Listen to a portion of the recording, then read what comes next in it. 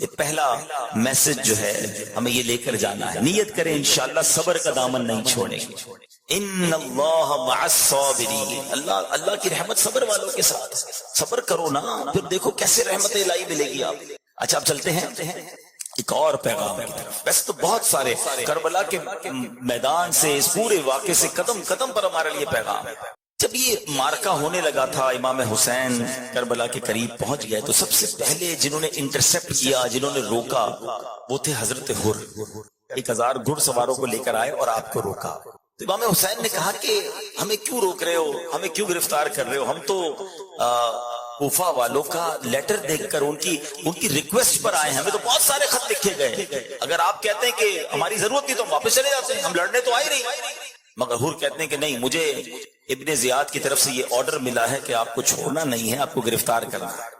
امام حسین فرماتے کہ ہمارا قصور کوئی نہیں، ہمیں کیوں گرفتار کر رہے ہیں؟ بہرحال باتوں باتوں میں نماز کا وقت ہو گیا۔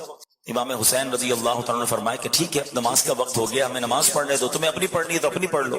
حضرت حر کے دل میں اہل بیت سے محبت تھی، نرمی بھی تھی، کہ نہیں، نماز تو ہم آپ کے پیچھے ہی پڑھیں گے۔ تو امام حسین نے امامت کرائی اور ان لوگوں نے نماز بھی امام حسین کے پیچھے پڑھی۔ لیکن ہوا یہ کہ ایک وقت ایسا آیا کہ پھر پیچھے سے لشکر اور آ گیا، بڑی ڈیٹیل ہے اس کی۔ اور اب بالکل 10 محرم کا جب دن آیا اور لڑائی کی تیاری ہونے لگی، امام حسین نے ایک بڑا عظیم خطبہ دیا کربلا کے میدان میں، اور آپ نے اتمام حجت فرمائی، ان لوگوں کو بہت سمجھایا کہ لوگوں دیکھو، مجھے پہچانو میں کون ہوں، میں نبی پاک کا نواسا ہوں، میرے آقا علیہ الصلوۃ والسلام نے میرے فضائل بیان کیے ہیں، مجھے جنتی نوجوانوں کا سردار قرار دیا، اگر تم نے آج مجھے شہید کر دیا تو قیامت کے دن اللہ کو کیا منہ دکھاؤ گے؟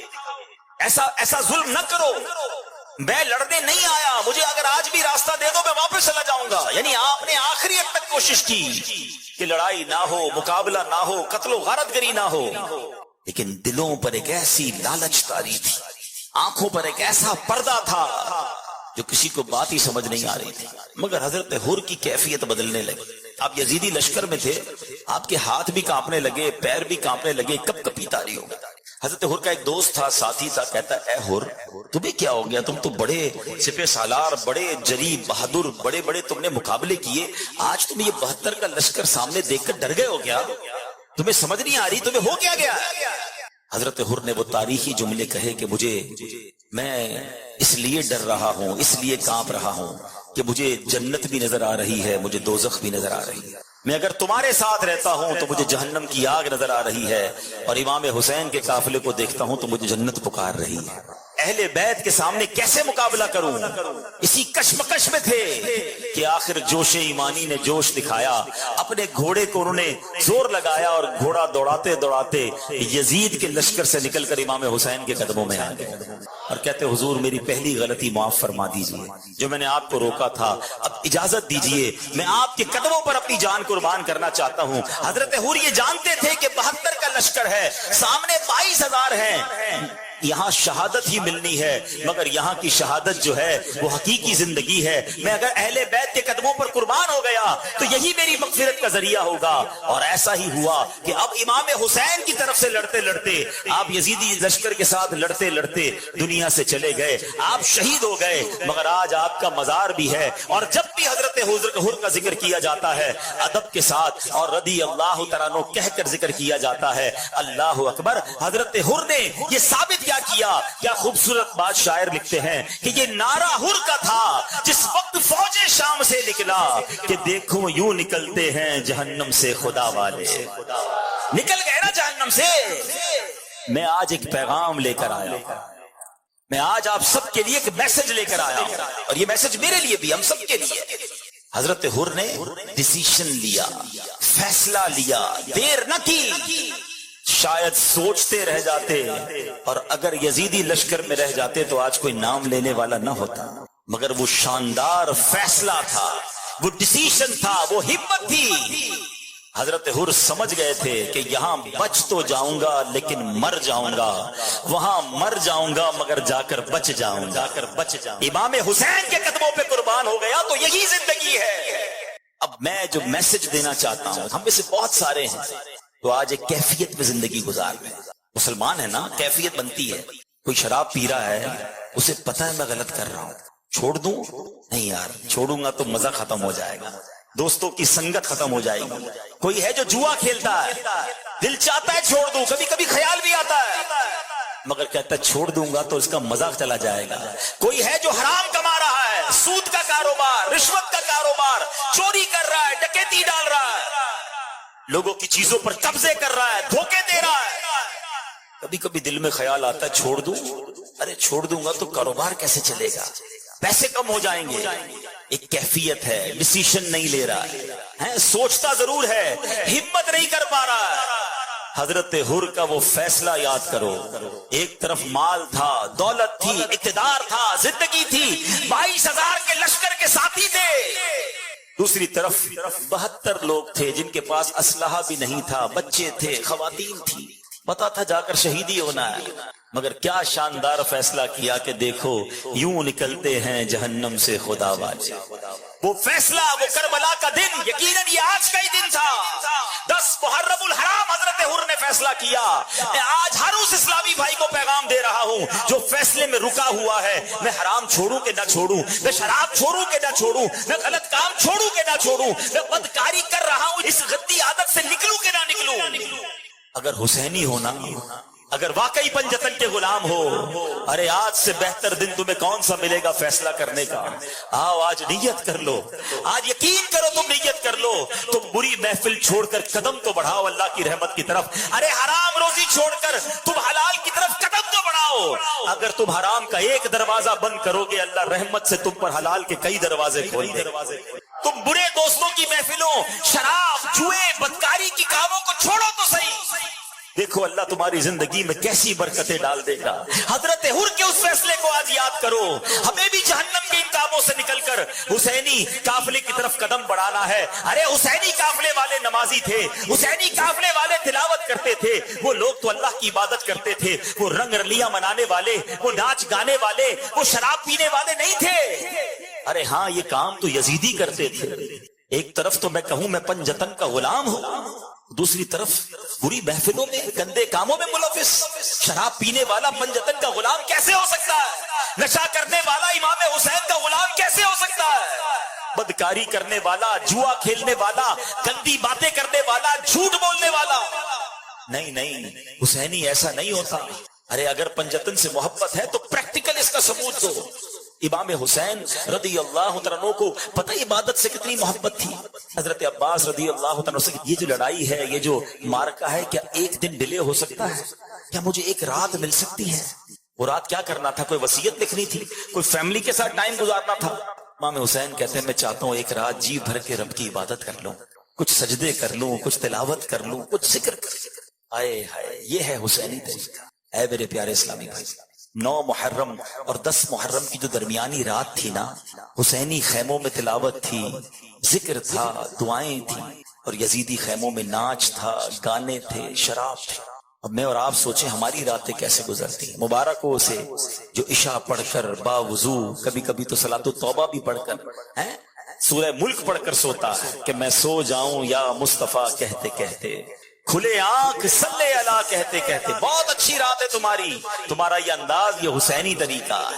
مگر وہ شخص جو رات گندی چیزیں دیکھ کر, فلمیں ڈرامے دیکھ کر, معاذ اللہ شراب پی کر, بے حیا دوستوں میں بیٹھ کر, اور عشاء بھی نہیں پڑی, سویا تو فجر بھی نہیں پڑی, کیا یہ یزیدی طریقہ نہیں؟